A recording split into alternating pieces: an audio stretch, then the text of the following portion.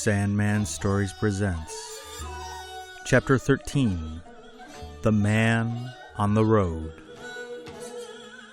In the Manchu War of 1636, the people of Seoul rushed off in crowds to make their escape. One party of them came suddenly upon a great force of the enemy, armed and mounted. The hills and valleys seemed full of them, and there was no possible way of escape. What to do, they knew not. In the midst of their perplexity, they suddenly saw someone sitting peacefully in the main roadway, just in front, underneath a pine tree, quite unconcerned. He had dismounted from his horse, which a servant held standing close by. A screen of several yards of cotton cloth was hanging up just before him, as if to shield him from the dust of the passing army. The people who were making their escape came up to this stranger and said imploringly, "We are all doomed to die. What shall we do?" The mysterious stranger said, "Why should you die? And why are you so frightened? Sit down by me and see the barbarians go by."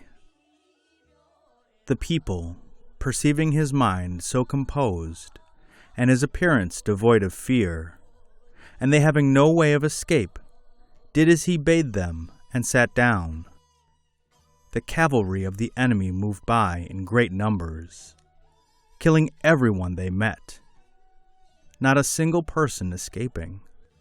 But when they reached the place where the magician sat, they went by without apparently seeing anything. Thus they continued till the evening, when all had passed by.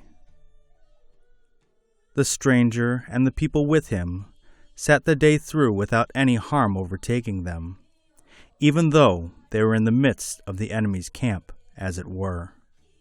At last, awaking to the fact that he was possessor of some wonderful magic, they all in one accord came and bowed before him, asking his name and his place of residence.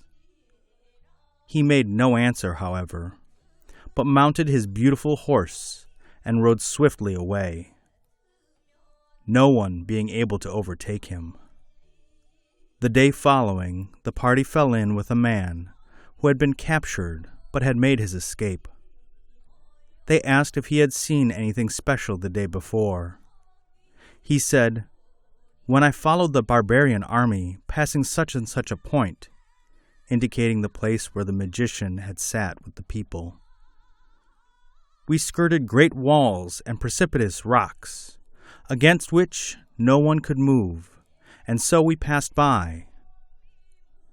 Thus were the few yards of cotton cloth metamorphosed before the eyes of the passers-by. The end.